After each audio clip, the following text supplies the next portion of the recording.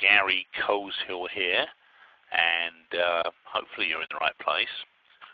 This is the Sales Managers Open Forum, and we'll be getting started in a couple of minutes. Still have quite a few people joining us. And in fact, just received a barrage of text messages and email messages saying that people were going to be on here in a minute or two. So maybe we did this a little bit too early. But anyway, let's hang around for a couple more minutes, give them another 2 minutes, and then we'll get started properly. In the meantime, if you can hear me clearly and see the PowerPoint screen clearly, which has got a picture, my handsome smiling face on it, just type into the chat box OK, and I know all the bells and whistles are working. So let's just give it another minute, 2 minutes tops, and we will get going. Gary, Stephen Thorne in Louisiana, just letting you know I'm online. Oh, good, Steve. Yeah, I couldn't see you on there. Okay, excellent. Yeah, we'll get started in a minute or two. Everything working all right? Everything working. The system kicked me off. 3 times as a charm. I had to call back in 3 times. Never give up. You did? Oh, that's right. Yeah, third time lucky. Okay. Well, we'll get started in a minute or two. But as long as you see the PowerPoint and you can hear it, and everybody else is muted unless they want to ask questions, and then they will just type into the chat box, speak, and I'll let them. So that's basically the basic rules. But give them about another 30 seconds or so, and then we'll get going.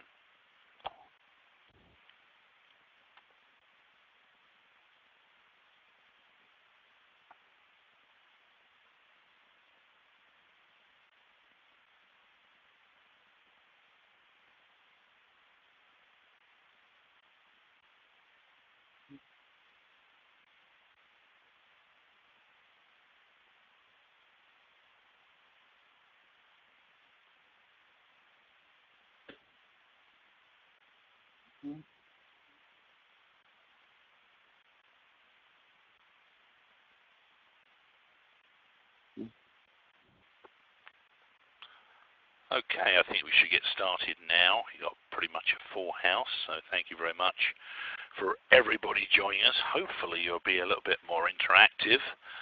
The last time I did an open forum, when everybody just let me talk on my own, which was kind of awkward. But anyway, today the focus is going to be on sales managers. It's an open forum for sales managers. We want to hear what problems you're having, and basically, the solutions that you're trying, if they're working for you, if they're not working for you, and hopefully some other people can pitch in with what they're doing as well.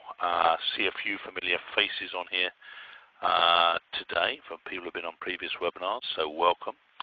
And let me just change the screen here a sec. Obviously, here we go. Here's a quick rundown on the format for this session. It's a totally open session. You can really ask anything that you like, as long as it's polite. Gary and Steve Thorne will be motivating this evening. You're familiar with me, no doubt, already, and I'll introduce Steve in a moment. And the audience is totally invited to participate. That's the idea, so don't let me down there. If you'd like to talk, as opposed to type into the chat box, you're welcome to do that as well. Just type talk or speak in the chat box, and I will defer to you. One of the challenges that we do have with this particular system is that I can't unmute individuals. I can only unmute everyone. So bear that in mind, and do me a favor and keep quiet when others are speaking, so that we can hear them. Otherwise, it's going to sound a bit like a zoo. So bear that in mind, and please note we are recording this, so if you'd like a copy afterwards, just shoot me over an email to gary@phonesalesguru.com. Now, we are lucky to have with us this evening Steve Thorne, a personal friend of mine, renowned sales trainer and speaker, top Tony Robbins trainer for many years, now the CEO of Pro Seminars of America, and he's written also a program, the Mastery of Success, which is a very, very popular program indeed, currently promoting that, I believe, in New Orleans and Baton Rouge. So if you're in those areas, see if you can get into that program. It's a great program, and also we'll be coming up in, I believe, Steve, in southern Florida as well. So thank you very much for Steve to being here with us this evening, and if you'd like to introduce yourself quickly, Steve, then we'll get going. Yeah, my pleasure, Gary. Thanks for having me on. Just excited to be on the webinar wherever people are listening in from. Excited to hear from people in different parts of the world, across the United States. We're having a lot of fun here. It was the first day of spring, so I think it's a great time. Great time. I believe today is officially the first day of spring. Winter is over, and it's time to dust off our minds, our brands, and our skill sets, and really explore what we need to be doing as leaders out there in America and around the world to empower our salespeople so we can grow our businesses and achieve our dreams. And so I think the timing couldn't be better. So any questions that are out there, happy to field them tonight. Excellent. Thank you, Steve. Interestingly enough, I'm in Arizona where winter never starts. Never forget it. There isn't such a thing, really. Well, I suppose there is something else. But anyway, it is an interesting session because we actually do have people from all over the world. In fact, one of the attendees I was actually corresponding with earlier is actually in the Ukraine. Pretty hot spot in the news at the moment on the and actually we have a sales manager from there as well, so who sent over some comments. Now, firstly, I wanted to I've got a list of questions here from various people. Gabe Singer actually did send me over a couple. Gabe had some very interesting ones. They're pretty difficult ones, but I guess that's the idea, isn't it? You know, we're here to kind of take on challenges that aren't too easy and see if we can come up with some solutions. So the first question, and I'll let Steve and I will take a stab at it first, then we'll open it up and see what your comments are as well, because we do really want to hear them. We get sick of listening to ourselves speak. First question up is, how and where can I source top quality candidates on a budget? That's a very good question indeed, and it's very difficult, so I'm going to give it to Steve. Okay, Steve, you can start with that one. I'll follow you. Top quality candidates on a budget? On a budget, exactly, yeah. That is a great question. And in my own experience, I found one of the best sources is warm market referrals of people that you have attended events with, people in your sphere of influence, maybe people that are your first or second level on LinkedIn that know a little bit about you and what you do, and making a regular, periodic, and focused effort to let people know the position you're looking to fill, and letting people know that it's not necessarily, you're not trying to recruit them, but perhaps someone that they may know who might be looking to make a career change. Letting them know about the position that you have available and that your company's growing.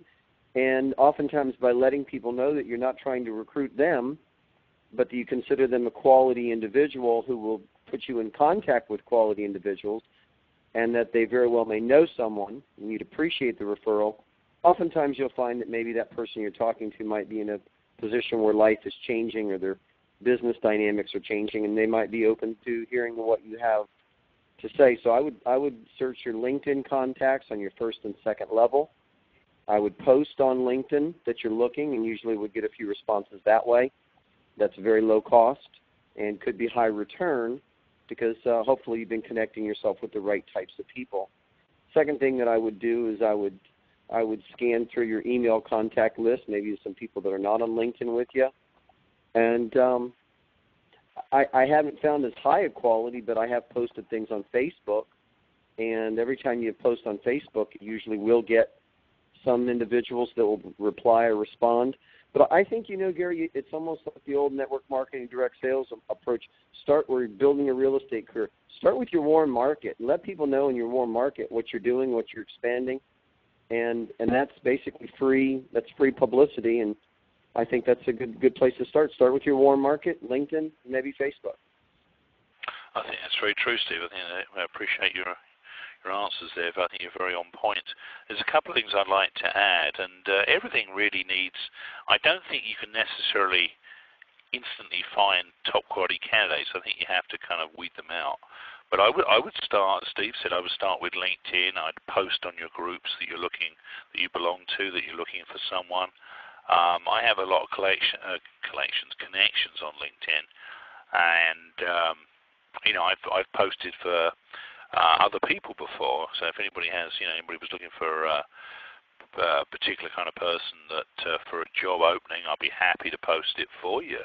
Even in my stream, I have something like 25,000 connections, and I have had some success with posting little job ads in the updates and getting responses. So I'll certainly be happy to do that for you.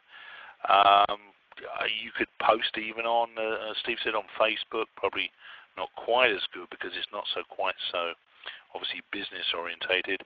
You can even try Craigslist. I think you get mixed results, but it's free. I mean, put enough ads out there, and then try and sort them out basically, on the interview process, or basically make them fill out a questionnaire, which qualifies or disqualifies them. That's kind of my thoughts, I think. But anybody out there want to add anything to that? If you'd like to speak live, we can unmute you. Just type into the chat box "speak" and say your piece. Or if you're shy and you want to just type it in, go ahead, type in your response. What does the team think? What does the panel think? I'll give you a minute to do that while I drink some tea, and let's see what you come up with. Hopefully, you come up with something. Yeah, while you're waiting on those responses, Gary, what stood out for me in the gentleman's question, I assume it was a gentleman, was that they were looking for low cost. Yes, it was. And absolutely. Those things don't take but a couple minutes, and if you do them frequently enough, there's no guarantees, but it doesn't cost you anything, and so why not do that on a very regular basis while trying to build your team? No, absolutely. Yeah, no, I think so, and I think even most companies, I remember going back to the Results example, we both worked with a company called Results, they were pretty much continuously hiring, purely because, people leave, people drop off, or, people don't work out. It's almost a constant process, unfortunately. But anyway, no comments come through. Did you not like that question, or did we answer it so brilliantly that nobody else can think of an answer? It's probably not that. Let's go to the next question. If anybody wants to add later to the answer for where to source top quality candidates on a budget, by all means chip in. But now we're going to move on to the second question, because we do have a limited amount of time today. Second question, pretty much related to the first one really, but it's how to select A-team salespeople amongst the crowd. What criteria do you use to weed out the ineffective and average salespeople? I've got some thoughts on that. We're going to kind of reverse here. Steve can go second on this one if he wants to. But I would say, the average interview process is very flawed, I think, as we all know, because people will say basically what they think you want to hear. People are smart enough to figure that out, even the ones who aren't very good salespeople. I would tend to take the interview a little bit deeper and ask them questions that really do show how seriously they take the business of selling, the profession of selling. So it really is a profession. I would actually ask them. I don't know how Steve would comment on this, but since he's in sales training, but I would ask them actually what sales training courses they've taken, and if the company paid for them to attend, or if they paid for themselves. Because I think if you've got salespeople that are attending sales training programs, particularly, as I'm using for example here, and they paid out their own pocket, they have a bit of skin in the game. It shows that they have, they're taking their careers seriously. So that's one thing I definitely ask them. Apart from that, there are other ways. There are certain products out there, which I can't remember. There was one that used to be called the Sales Success Profile, whereby you make them take like a little test and it asks them questions, and allegedly, because I don't know how effective it was, but allegedly it would show you if, it would rate them as a salesperson based on their answers. Probably a imperfect science, but maybe worth a look. And I think there's that one that Steve will probably know more about than me, actually, the DISC profile. That's out there. I've seen that mentioned quite a few times. I don't know how effective it is, but yeah, that'd be kind of my thoughts. What do you think, Steve? Something just came to mind. I would ask, knowing in my experience when I was selling for Tony and various companies in the years past, top sales producers tend to frequent exotic destinations, and I might simply ask in the interview process, in the last 3 to 4 years, what has been the most exciting exotic destination you've won, compliments of the company's incentive plan, and then that's shut up. That's very good. Yeah, I like that. Yeah, and that's excellent, actually. I didn't think of that. Yeah.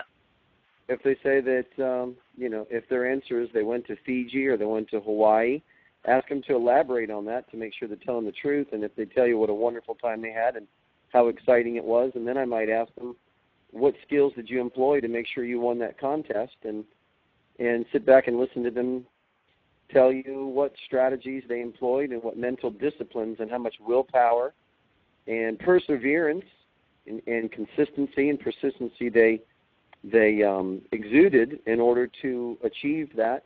And then the next thing I might ask is, well, how many other salespeople were qualified for that trip? And if the answer is, well, it was 1,000, and it was a huge company, well, that might be great. But if they said, well, it was 20 or 30 or 40 people or 10 people, that gives you an idea just how elite or how effective a sales champion you're dealing with. If it was a very exclusive trip and they qualified and they can expand on that, probably a pretty good indicator that they've at least exemplified the traits of a sales champion. Yeah, that's a very good point. You could also, I guess, ask them what awards they've won for selling. What were they for? Have you ever won? I don't know what awards. Maybe you should start off by saying, have you ever won any sales awards? So they say yes. Tell me about them. What were they? What were they for? And again, that shows a level of commitment. I think we have to also look at how long they've been in sales, because if they're not very good, they're not going to stay in it very long, are they? Because they're not going to earn any money. So I would think tenure as well. If they've been in it more than a few years, chances are they're pretty decent because they've been living off it. Yeah, anyway. Again, we're going to try to get some response out of the audience and ask if any of you have any comments. I know I see Royal's on here. He's been at Royal's actually with Legal Shield. He's been on quite a few of the webinars in the past. I mean, if you're not feeling too shy, Royal, do you have any comments on that? No? Nothing about it. I know you manage people over there at Legal Shield. How do you basically recruit? They recruit through World Markets, don't they? What state is he in, the Legal Shield rep? I think Roy was in, I think he's in Washington State, actually. Oh, great. If I remember rightly. Yeah, and obviously he's had experience with the recruiting. The thing is, with Legal Shield, I would, as much as I know about the company, I think they do what you basically said. They recruit through a warm market. So they basically, I don't think there's a lot of advertising going on there. I think it's a lot of word of mouth and people that they know. I actually had a thought, and again, it kind of relates to you. It came to me because of you, actually. A good place to recruit would be at a sales seminar, wouldn't it? Because if people are going there, well, unless the company pays, of course, it doesn't necessarily mean they're good. But yeah, if people are attending, sometimes the company pays and people don't attend. So if they're actually attending a sales training seminar, at least they're showing willing to learn. So that might be a good place to go around with business cards as well. Well, I think a great leader, Gary, to your point, and I agree, and I would add to that a great sales manager listening here tonight, no matter whose program it is, if it's a national or recognized company or a local sales authority, a local management or a leadership conference, I mean, a great leader has to lead by example. And if they want to attract, like the law of attraction says, if you want to attract, quality individuals, you got to be a quality individual. To be a quality individual, you got to walk your talk. And if you're going to want people who are trained, as a sales manager, in my opinion, you need to seek out local events, or local or regional events, but certainly local is a great place to start.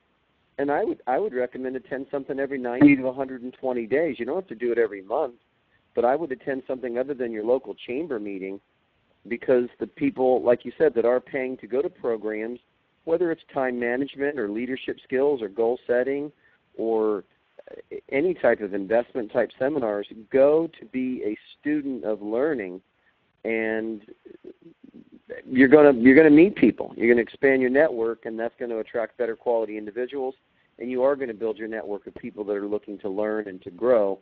So I would, as a manager, I would attend something at least 3 to 4 times a year, and I think that's a great place to recruit. Yeah, excellent. I think that actually very effectively. I think that was a pretty effective set of answers. Actually, for what I thought was a pretty difficult question when I first saw it. Now, moving on, unless anyone wants to make any comments, I'm beginning to think you're a pretty shy bunch here today. But moving on to the next question, how? And this again is from Gabe. How to hold an effective touch-based meeting? What is the best agenda? That's an interesting question. I think one of the most effective ways to do that nowadays is pretty much what we're doing here. Salespeople tend to be more spread out. It's hard to get them into the office. I think doing something using a platform like Meeting Burner, which we're using here, is a very good way of having a quick, effective meeting. You can display documents on here. You can record it. The sound quality hopefully is reasonable. And best of all, this actual platform, Meeting Burner, if you have under 50 people on it, is free. So, yeah, I'd make use of modern technology. As to what is the best agenda, I think pretty much a fluff-free one. Get to the point.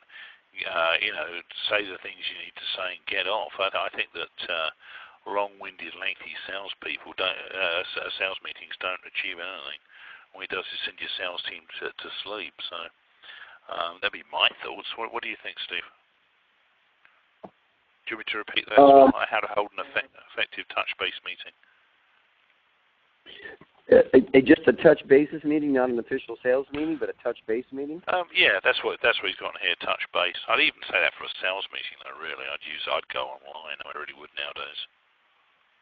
I would say it probably depends on the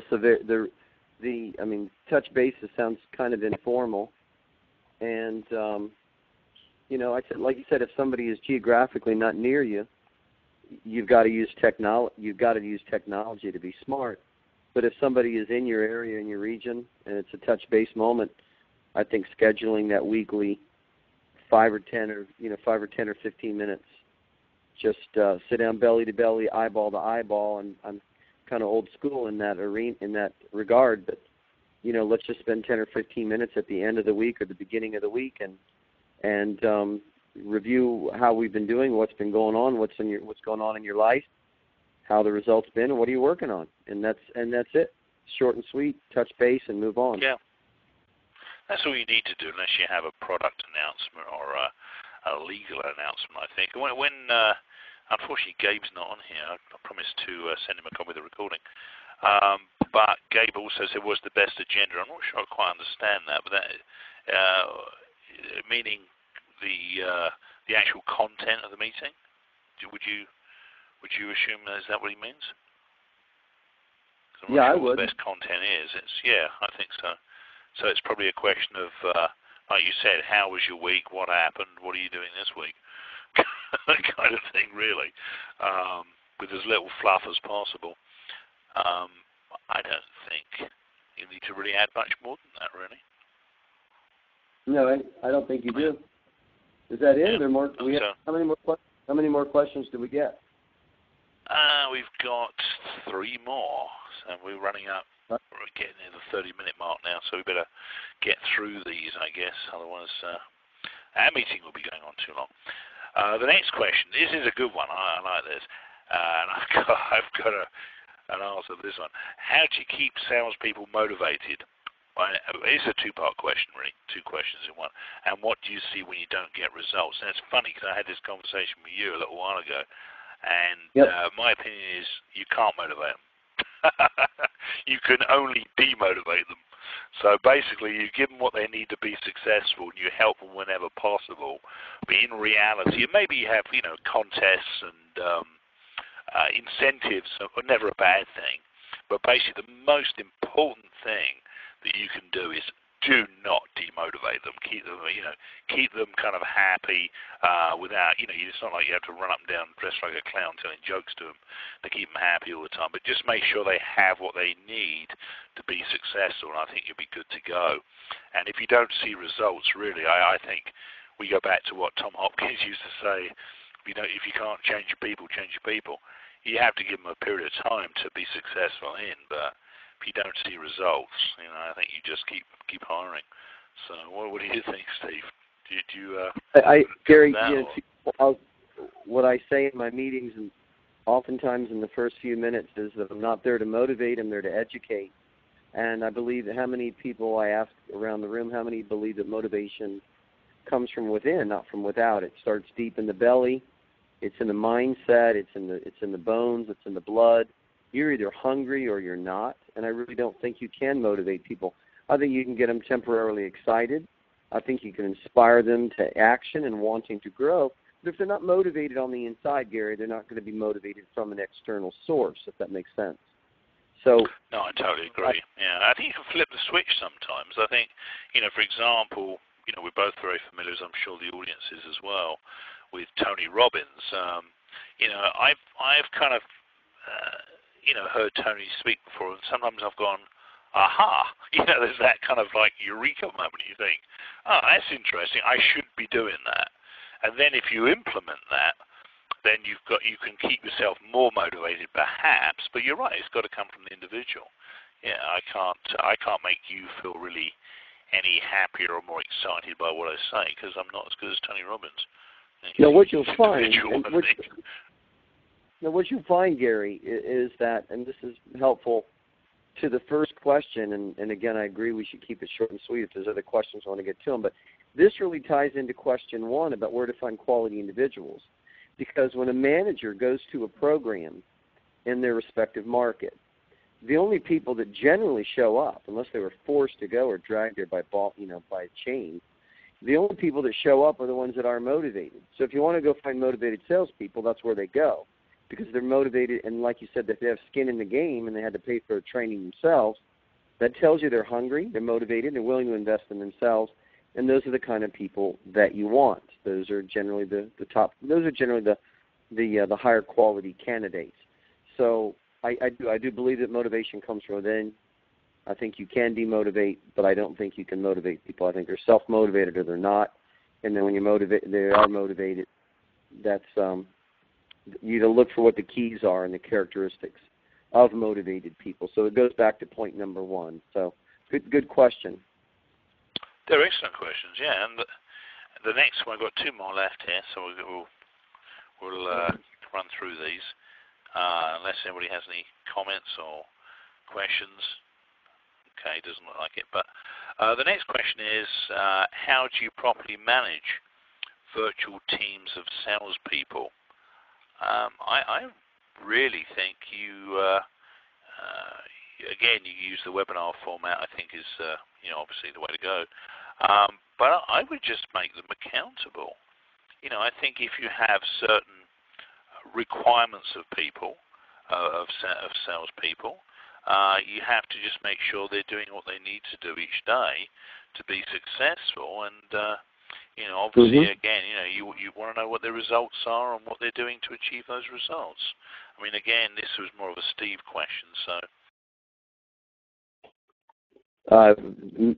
Managing people virtually? Repeat the question again, Gary. What would you do to manage people virtually? Did I lose you? Gary, I lost you. I lost the connection. Hello?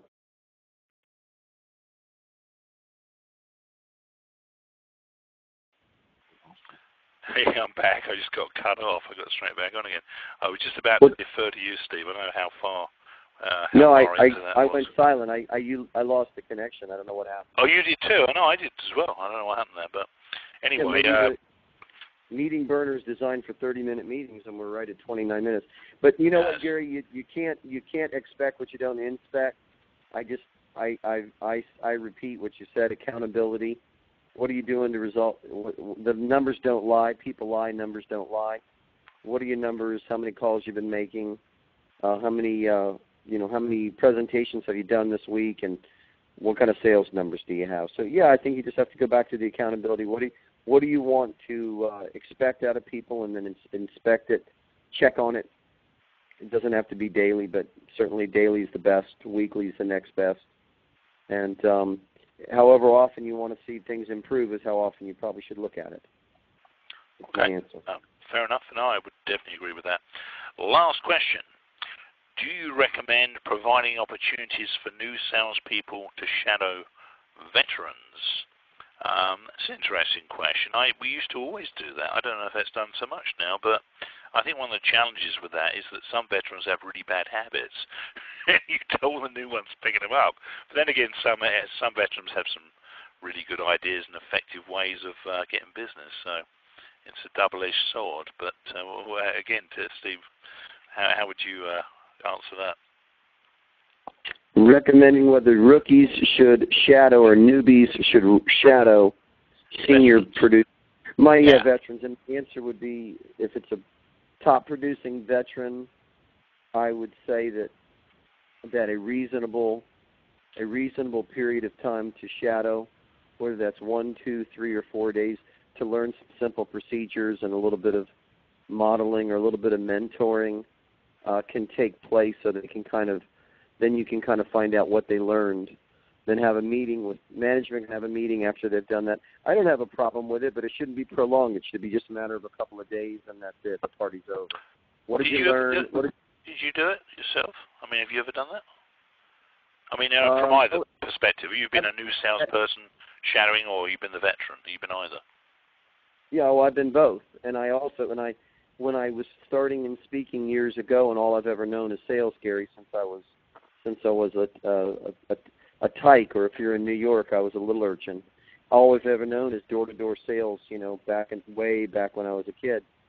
I would say to you, yes, I did. I shadowed for weeks the top speakers that had preceded me with Tony Robbins, who dressed better than I did, made more money than I did, and I asked for their permission to go on their meetings. It wasn't forced, but my manager, my vice president of sales, recommended that I do shadow them, and we shared an apartment. I shared a 2-bedroom apartment with the top producer, and I went on as many meetings as I could until I felt like I didn't want to be a nuisance. I just wanted to learn enough to glean what they believed, what their strategies were, what kind of actions and body language and physiology they used, the 3 steps of modeling, or belief, strategies, and action, which comes from physiology. And so, yeah, I modeled that, and it took 3 months before I exceeded what my sales manager was doing. And then I became, ultimately a sales manager myself. So, yes, I did do that. And when I have brought on new speakers, I always have them go on 4, 5, 6 days of appointments, at least about 1 week tops. And then at that point, I hand them the baton, and I say, now you do the presentation, and I'll watch you once or twice. And after the first or second time of watching them do it, I say, you're on your own. Make it happen. That's it. Yeah, it's a pretty accepted practice, isn't it? I mean, I work a lot with AFLAC, as you know, and the AFLAC guys, that's fairly standard. They'll send out new agents on presentations with the district coordinator for several weeks, and let them observe until they kind of know the ropes. And I did it myself when I worked over at Hopkins in the early days. I was told to sit behind the top producer on the phone, listen to what he did, and it seemed to work. It rarely worked for you. It seems like it worked. It kind of did and it didn't. The trouble is, he was a Texan, and he spoke like, I don't know, like a John Wayne kind of accent. I couldn't duplicate that. So it's a little bit tricky at first. I can't talk like Matthew McConaughey or something, or but you got to be authentic. You got to be your authentic version of what you learned. That's right. I can't become a cowboy, even though I live in Arizona. I still can't change the accent. Yeah, I think the questions have been well answered, and I appreciate the opportunity to give some feedback. I hope it's well received, and I hope people out there that are listening in got some valuable content, and that we'll see them down the road in a future webinar. But authenticity is a whole other seminar, a whole other webinar. We can do one on authenticity if you want. Very true. Yeah, no, absolutely. Well, I appreciate that. Thank you very much, Steve, for joining us today. Appreciate all your input. Very good stuff indeed. And thank you, man. If you want to catch Steve live, he's doing seminars, as I say, in New Orleans and in a few months' time in Miami, I think, and Fort Lauderdale as well. So watch out for him. And if anybody has any questions after they think of afterwards, even I think we covered that fairly well, actually, then by all means give me a call. The number's on the screen, 888-894-2929.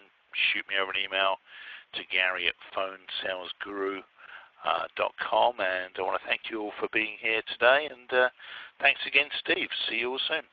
Bye for now. Cheers.